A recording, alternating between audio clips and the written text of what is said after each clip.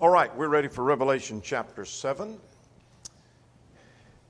Chapter 7 is an interlude, which means that, like a parenthesis in a sentence, you could take it out, and there would almost seem a seamless flow from chapter 6 into chapter 8. So if we skipped 7 and went directly to 8, there's the opening of the 7th seal. 6 have already been opened in chapter 6, and chapter 8 is the beginning of the opening of the 7th seal. So, this is an interlude, and we'll get to that here in just a second. This is our outline of the book of Revelation. We are in the section of the opening of the 7 seals. This is dealing with the struggle on earth. When we get through with the opening of the 7th seal and all that is therein, we will have concluded chapter 11. That's the first major section of the book. Then we're ready to turn to Christ and the dragon in conflict, the deeper spiritual meaning. Make more sense of that as we go further. But anyway, we're ready now for the opening of the 7th seal. But before we get there, we go through this interlude of chapter 7. So we're ready to look at that. Now, chapter 6 raised a question. And the end of chapter 6, remember the opening of the 7 seals. Anyone else need questions for next week? Raise your hand. Chapter 6 dealt with the opening of the 6 seals, and we had the first 4 going in the same direction, dealing with war and victory. And we talked about how that this had to do with judgment. Finally, the 6th seal had to do with judgment that God is bringing upon the enemy of God's people, which is Rome. That seal ended with this question at verse 17 on the screen before you. For the great day of his wrath has come, and who is able to stand? So the question is, who is able to stand? What will happen to God's people? In other words, who can stand the wrath of God? Are they also going to be included in this judgment so that they suffer the judgment that everyone else of Rome may be suffering, under the rule of Rome is suffering? So the answer is God's people. Chapter 7 is the answer to that question. Who is able to stand the wrath of God? In other words, who is not going to be in the wrath of God? Who is not going to receive the wrath of the Lamb?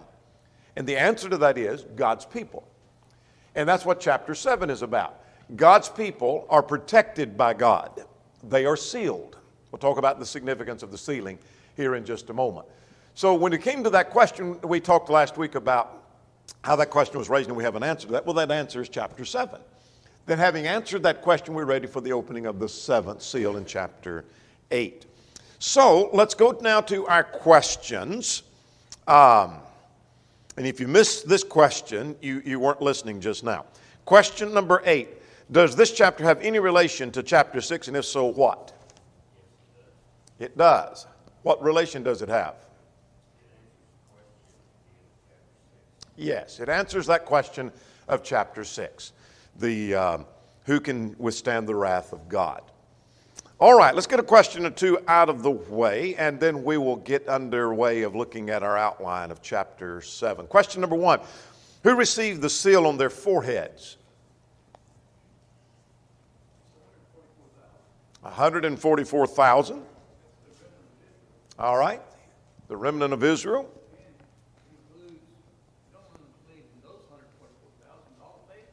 All right, the faithful of God, the people of God. Good point. Question number 2, is the 144,000 to be taken literally? No. How do we know?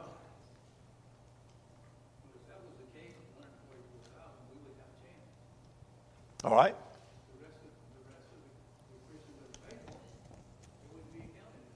All right, if it's a literal number, then there couldn't be 144,001. You say, well, no, it's around. Well, then it's not literal. Then, if we're rounding, and it includes a few more, a few less. We'll come back to that in just a few moments. So, question 3: who are the 144,000?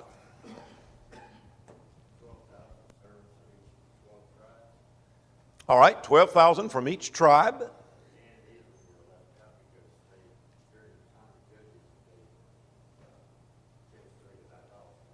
All right. Yeah, they're called servants of God. It's just the people of God. And we'll give evidence of that as we go further. All right, here's our chapter 7 outline. There's just two major points. There's the sealing of the 144,000, whatever that involves, verses 1 to 8. Then verses 9 to 17 is the great multitude around the throne. Key verse that would summarize the chapter would seem to be verse 3. And verse 3 said, "Do not harm the earth, the sea, or the trees till we have sealed the servants of our God on their forehead." And that number was 144,000. So rather than focus on the 144,000, which we will in a moment, let's focus on the fact that they are servants of God. Has already been mentioned at verse 3. They are mentioned there. So let's talk about the sealing of the 144,000. Now, as I said, this is an interlude, and so we'll come to who the 144,000 includes and who is not included in that in just a moment. But let's get the opening scene of verses 1 to 3. John saw, after the ending of that sixth seal, the next thing he saw was 4 angels. And what were they doing and where were they? Remember, this is a vision, so anything's possible in a vision. All right, they're 4 angels at the 4 corners of the earth. Well, if the earth is round, that doesn't have 4 corners. And yet that's an expression found in the Old Testament, the 4 corners of the earth, simply describing the entirety. We talk about that. We use that in our day and time. I've done things or written things and said things, and I tell people I've heard from the 4 corners of the earth. It means I've heard from everybody everywhere. I've got email from overseas. I've got it all across the country. I've got responses from everywhere. That's all that means. It just means around the world. The whole world is the idea of the 4 corners of the earth. And they're holding the 4 winds of the earth, that the wind should not blow on the earth, the sea, or the tree. Now let's go ahead and get verse 2 because it's going to help us understand what the winds are. And he said, "I saw another angel ascending from the east, having the seal of the living God." We'll come back to that seal, so let's just ignore that for the moment. "And he cried out with a loud voice," and what did he say? He said something to them, but well, I'm not interested in what they say, but who did he say it to? To those 4 angels, but the verse 2 describes their mission. What was their mission? They had the power to harm the earth and the sea and the trees. Make sense? Now, that would seem to describe, without any further study, in that this follows on the heel of the 6th seal and the judgment, that it must have reference to that judgment, but let's reserve our conclusion until we have a little bit of evidence. Now, you might get out your Bible or your tablet or your phone or whatever, and let's trace a few passages here and see if we can make some sense. The Old Testament uses the wind to describe God's judgment upon a nation numerous times, and I'm just going to trace a few of these references. So here are the angels holding back the wind. In other words, they're restraining the wind. Not literally wind they're holding back, but God uses wind, a description of wind, as wind is destructive. Wind can often be destructive. God uses that. Let's go to Jeremiah.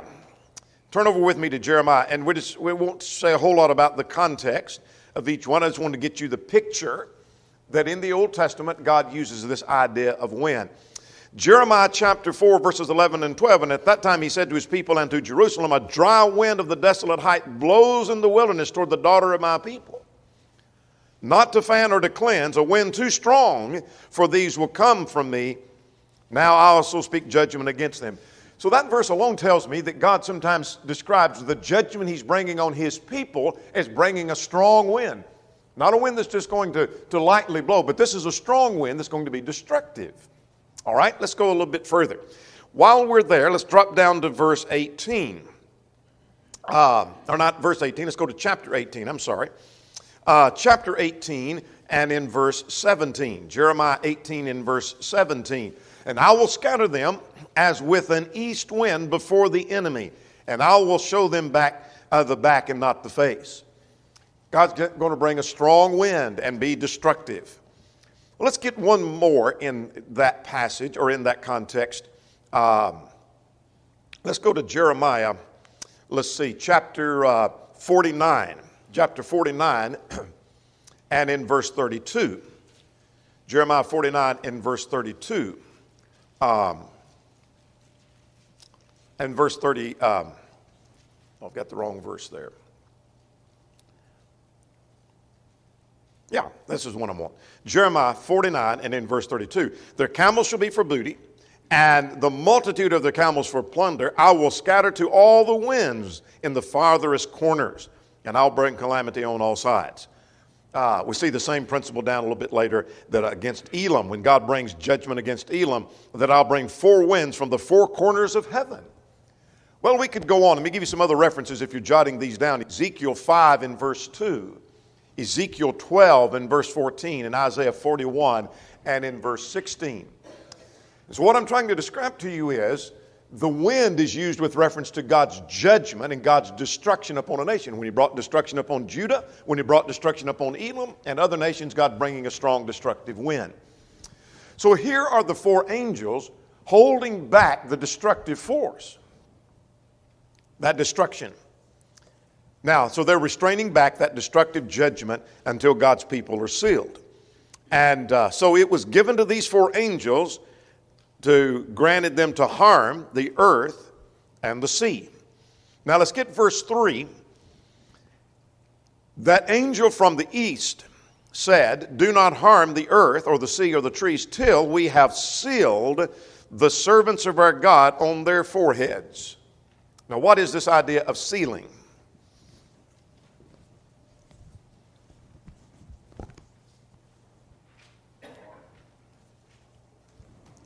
All right, so Mark. Let's go back to the book of Ezekiel for a moment. That ought to be familiar to us. The sealing refers to a mark or an identification of God's people. Now, we're going to see some evidence from the context in a moment. Let's go to Ezekiel, the 9th chapter for a moment. That's not a literal seal.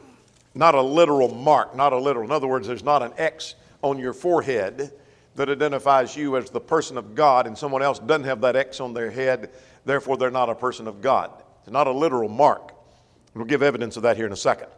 But let's go to Ezekiel chapter 9. This ought to be familiar to us.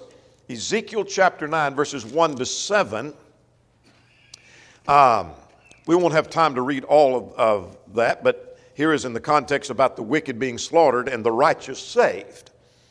And notice at verse 3, well, let's start at verse 4. The Lord said, go through the midst of the city and through the midst of Jerusalem, put a mark on the foreheads of the men who sigh and cry over the abomination that are done within it.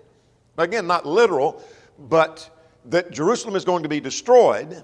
So put a mark on those that are the faithful who are upset about the sin going on in the city. Put a mark on their head. Not literally, but in a vision that was possible and that was done. But it's just marking and identifying. Well, let's come now to the New Testament and get this concept. 2 Timothy. And in any of these passages that talk about a mark or a seal, you need to be familiar with 2 Timothy chapter 2 and in verse 19. 2 Timothy 2:19. Nevertheless, the solid foundation of God stands, having this seal. What is the seal? Read the next phrase. What's the seal? The Lord knows those that are His. In other words, we're living in a sea of a corrupt society. God's got you marked. And He has a seal on you. He knows those that are His. The world may not be able to always to clarify. They may not understand enough that they know you stand out being different from everybody else.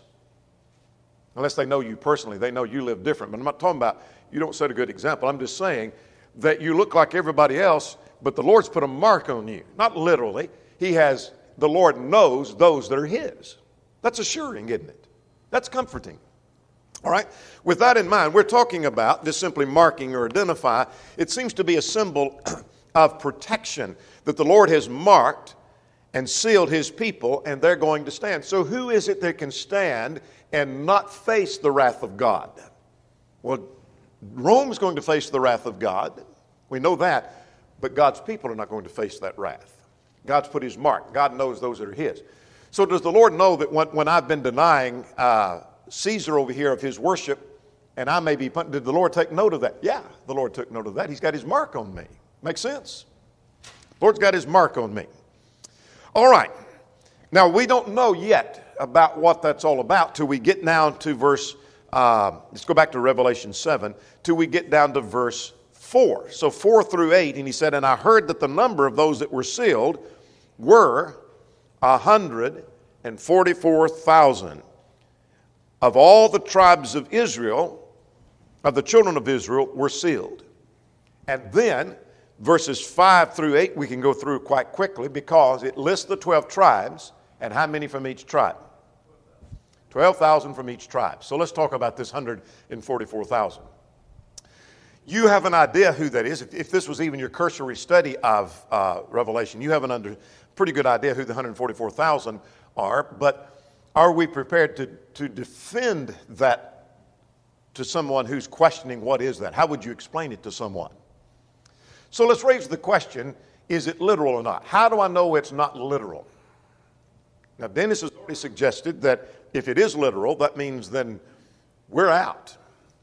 Because surely there's already been 144,000 up to this point, but we'll come to that in a moment. Yes, sir? I would defend the way this is Israel in the Old Testament, but it has nothing to do with Gentiles, and we all know that the salvation of God came to Gentiles too. So, but simply because not only Israel can be saved, but also the Greek.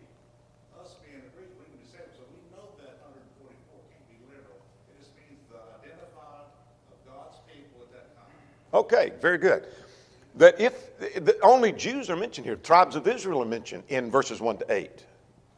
And so if you didn't get that, what Tim just said, if that is literal, then it's literal Jews, and it doesn't include any Gentiles. So any Gentile, we're not a part of the people of God. Larry? It would also exclude, you take away Abraham. The fact is that actually, when you would do that, you would actually go back and disregard Luke 16, 19 about the rich man and Lazarus, where Abraham was in his bosom of Abraham of protection. So you got somebody lying if you were to set both together. Good point. If you didn't follow what Larry's saying is, the 12 tribes came from the descendants of, well, let's go a little bit further. Jacob. So that means Abraham was not of the 12 tribes, was he? Which tribe was Abraham of? He wasn't of the 12 tribes. He was the father of the 12 tribes, right? But he wasn't nor was Isaac, nor was Jacob. So that means Abraham and Isaac and Jacob couldn't be there. Does that make sense? Because these were of the 12 tribes. What else would you say that you know this is not literal? It's in a vision?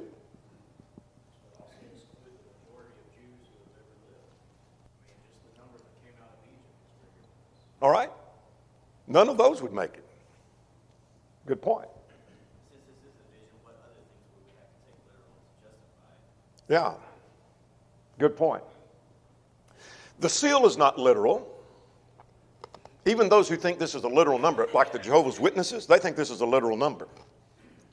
They don't think among look among the Jehovah's Witnesses and see if they have a seal on their forehead. I've never met one that had a mark on their forehead. Never. So they don't think the seal is literal. The seal is not literal. The four corners are not literal. If so, are they literal corners of the earth? Well, no, that's not literal. It's of the 12 tribes, as we've already mentioned. If we already have 144,000, then there couldn't be 144,001. So in all likelihood, you're not among that, nor am I. And on we could go, and we've already mentioned Abraham. It's the idea of completeness. In apocalyptic literature, numbers have a general significance. 12 is the religious number, 12 tribes, 12 apostles, etc. It's a religious number multiplied by 1,000. So it's the idea of absolute completeness. It's the idea that none of the faithful will be lost. And so if we're talking, this was literal Israel, do you mean the exact same number was from every tribe? You had an exact number of 12,000 from this tribe, and that happens to be the exact number of the faithful from this tribe and the exact number of faithful from this tribe. That doesn't ring true to me. especially in light of Old Testament, that not everybody, that numbers were not equal among the tribes of the faithful.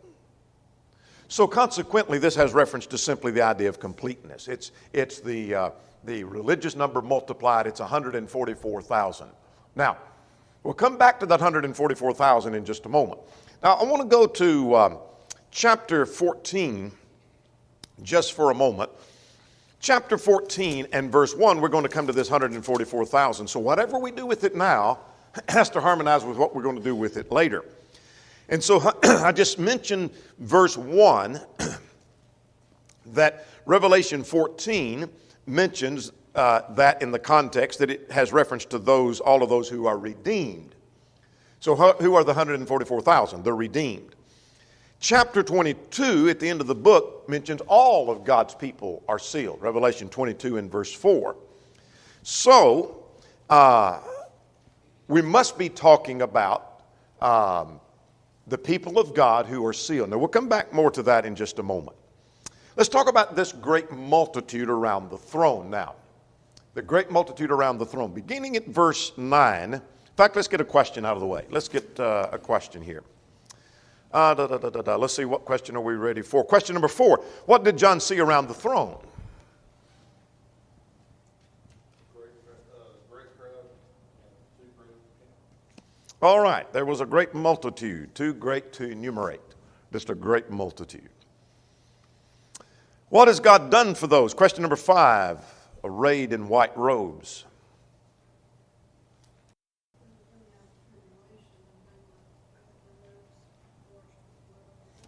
All right, coming out of the tribulation and washed in the blood of the Lamb, sanctified, justified.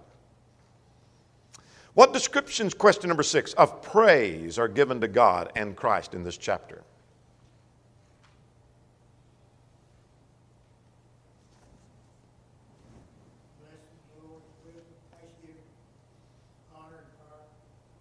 All right, yeah. Salvation, blessing, worship, etc., on down the line. We'll get to all of those phrases here in just a moment. Now let's talk about who is this great multitude in contrast, or is there a contrast, in verses 1 to 8 and 9 to 17. Some commentators think that verses 1 to 8 is dealing with the Jews, 12 tribes of Israel. You say, well, okay, I got that. And that verses 9 through 17 is dealing with the Gentiles, because it mentions those of every tribe, and etc. We see that in verses 9 through 14, 9 through 17, or verse 9 is when I'm looking for, all nations, tribes, and people. So they think that's the contrast between Jew and Gentile. However, that Jew-Gentile contrast is not drawn anywhere else in the book of Revelation. That doesn't mean it couldn't be here. I'm just suggesting that we haven't come across that, nor do we come across that again, if this is the Jew-Gentile contrast. Now that would be not a surprise at all in the book of Ephesians or the book of Romans, but it doesn't seem to have place right here in this interlude to show a contrast between the Jews, verses 1 to 8, and the Gentiles in verses 9 to 17. If that is the contrast, then why was the restraint at verse 1 universal from the four corners of the earth? Because that was only for the Jews, verses 1 to 8. And that would mean that the Gentiles are not sealed, because the seal is not mentioned in verses 9 through 11. So are Jews sealed and marked, but the Gentiles not? So that doesn't make sense. And I've already mentioned that the 144,000 in chapter 14 refer to the redeemed, and those that are sealed are those who are God's people, Revelation 22. So we have to draw the conclusion that verses 1 to 8 and verses 9 through 17 are not talking about different people. And so I've already raised these questions here. So let me move on. Here's where I'm wanting to get. That I think these must be talking about the same people. So verses 1 to 8 is not talking about one class of people, and over here is a different class of people. They must be the same people, or else Gentiles are not sealed. And I've got to harmonize that with chapter 14. It must have reference to the same people. So what's the contrast? The contrast seems to be, as I mentioned here, the picture on earth and the picture in heaven. Now versus the future. Makes sense? So in John's vision, what he saw is that there was marked here on earth, when all of this conflict is going on with Domitian, while that war is going on, while that conflict is going on, God's going to bring judgment, but God restrains that until the people of God are marked and sealed. God's already marked and sealed, and God's going to protect those people. I want to come back to the word protect here in a moment. But God's going to protect them. Then the scene shifts to them gathered around the throne praising God. So what message would you get from that? If that is the message, and I think it is. Here's a picture of the redeemed on earth. God's marked them and got them identified. And in heaven, they're gathered around the throne praising God. And you are under persecution. What does that mean to you? How does that help you at all?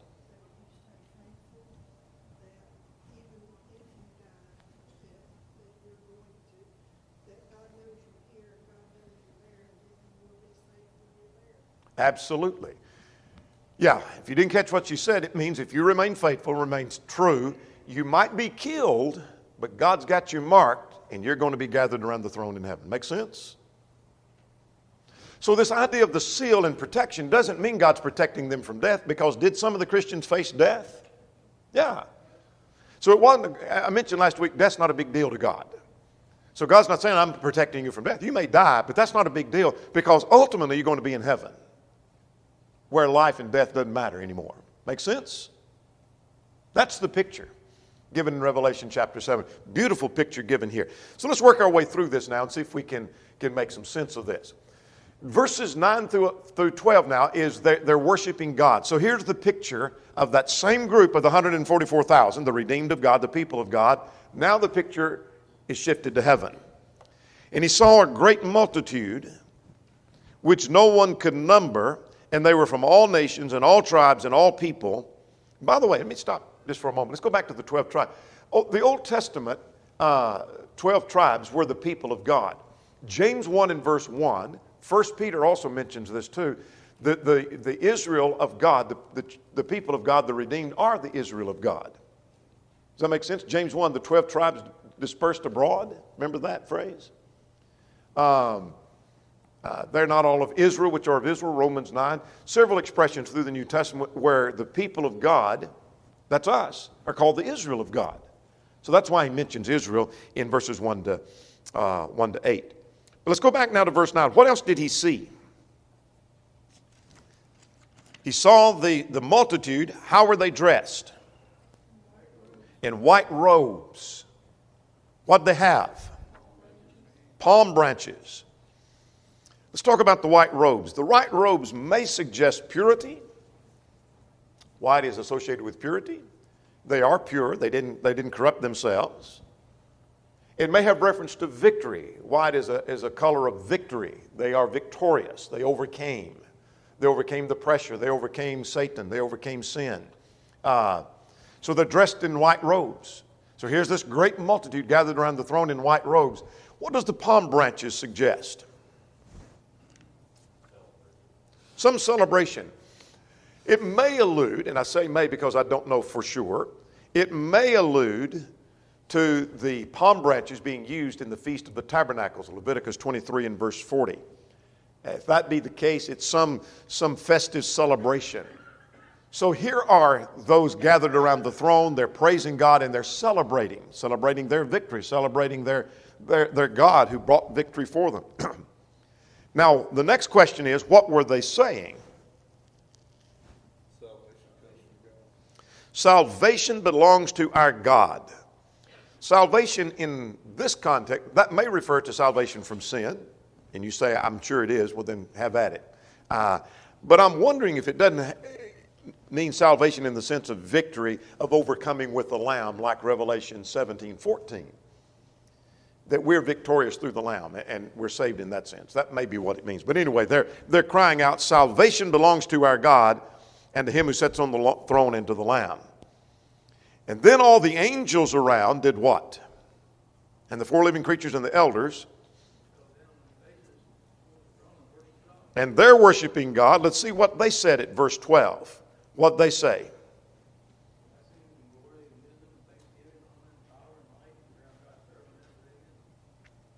All right. Here they're praising God for his blessing and his glory and his wisdom, his honor and his power and his might. What would that mean to you if you were under Rome's thumb and under the pressure of persecution, and you saw this vision, or John told you about this vision of in eternity they're praising God for his power and his might and his glory and his wisdom? What does that mean to you?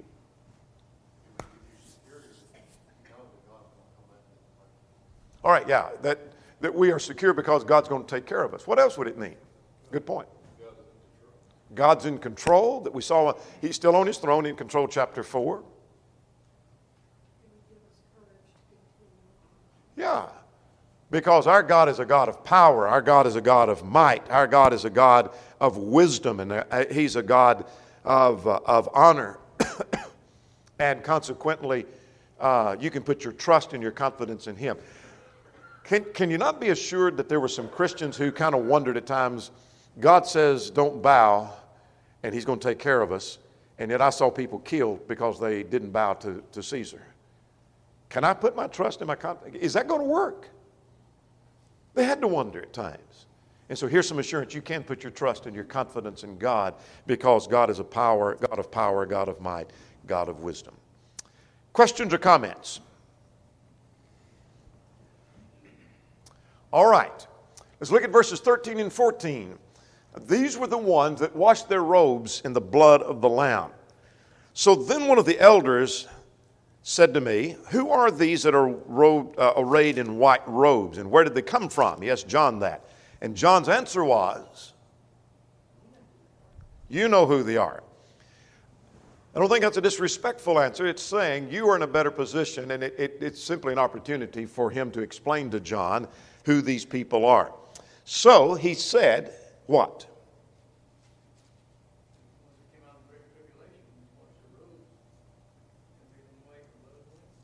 All right, what does it mean that they came out of the Great Tribulation?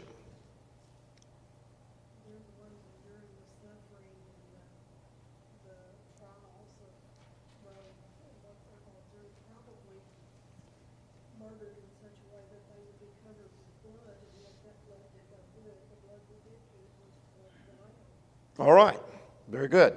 Yeah, these are the ones that came out of the Great Tribulation.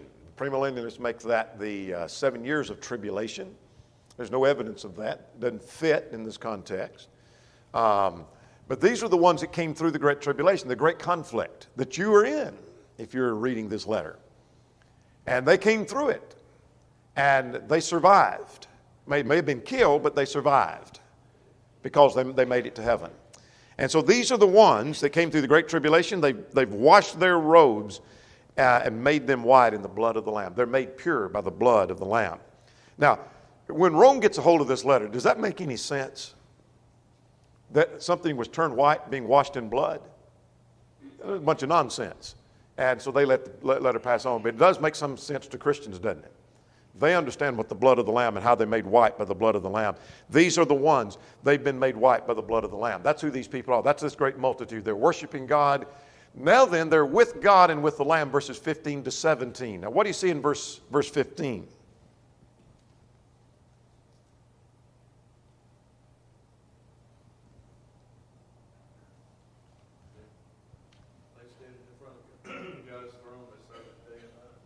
All right. They're continually serving God. Now, let me footnote. If serving God is something you dread and you dislike, then you don't want to go to heaven because that's what you're going to do for eternity in heaven. So if serving God isn't interesting, then that's not where we want to go. We're going to be serving God day and night forever and forever. But notice further that God's with them and God dwells with them. So this multitude, God's dwelling with them. Now I want you to notice 16 and 17 to finish that up. The Lamb shepherds them. In other words, what does that mean? You tell me, what does that mean? All right, yeah, he's providing for their needs. He's protecting them and removing their problems. And so here's some of the things that he does. They hunger no more. They're not going to suffer heat and sun no more. They're led to living waters and the tears are wiped away. One writer suggested the idea that he provides their needs. They have living waters. There's no hunger and thirsting. He protects them. There's no sun and no heat anymore. And he removes their problems. All the tears are wiped away. The Lamb of God takes care of them. So all the problems you're going through in suffering, here in the persecution, it's all going to be taken care of, and the Lamb takes care of them. All right.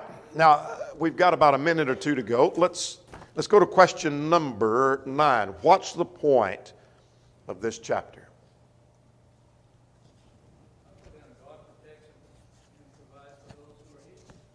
All right. God provides and protects those who are His. Good point. What else?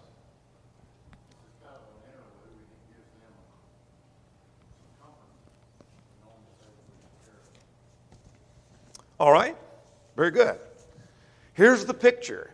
The sealing of God's people. Here's the picture of them now on earth and ultimately in heaven. That's the contrast, I'm convinced. I don't believe it's a Jew and a Gentile contrast.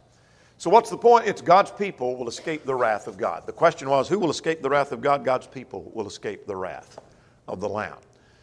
I won't read every word of this, but Ray Summers, I captured the thought. He said, review the relation of the two divisions of the chapter. Stan, he said, the persons referred to are the same. Their position of the two differ. One, they're sealed and safe, and judgment rains down upon the earth, and the other, they're protected and delivered from the wrath, etc. And he talks about how that who is able to stand, and here's the answer in chapter 7. In other words, the summary is God's people are the answer to that question. Who shall stand against the wrath of the Lamb? It's the people of God. Here's the picture on earth being marked. Here's the picture in heaven. Make sense? The contrast now versus heaven. Question number 10. We've got about a minute and a half, 2 minutes to go. Practical lessons.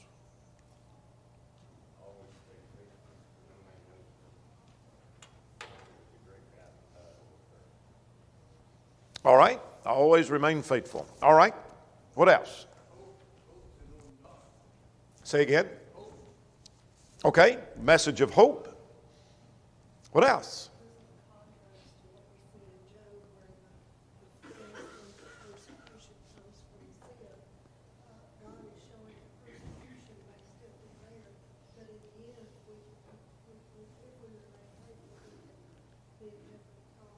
Good point. Good point. God has His people marked. God knows His people. That's one thing I take home.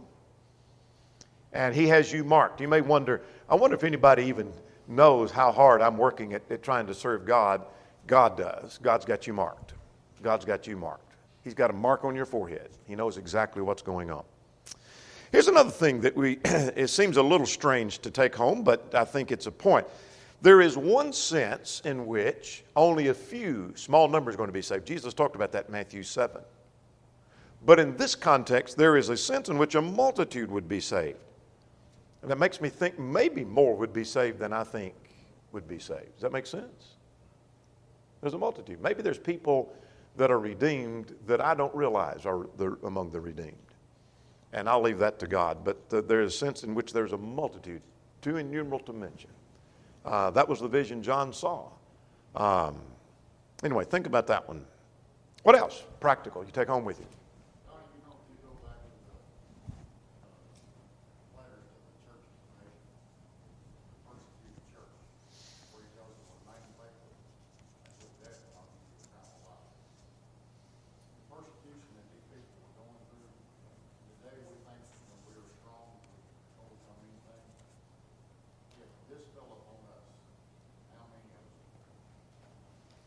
Good question. Could we stand under that pressure?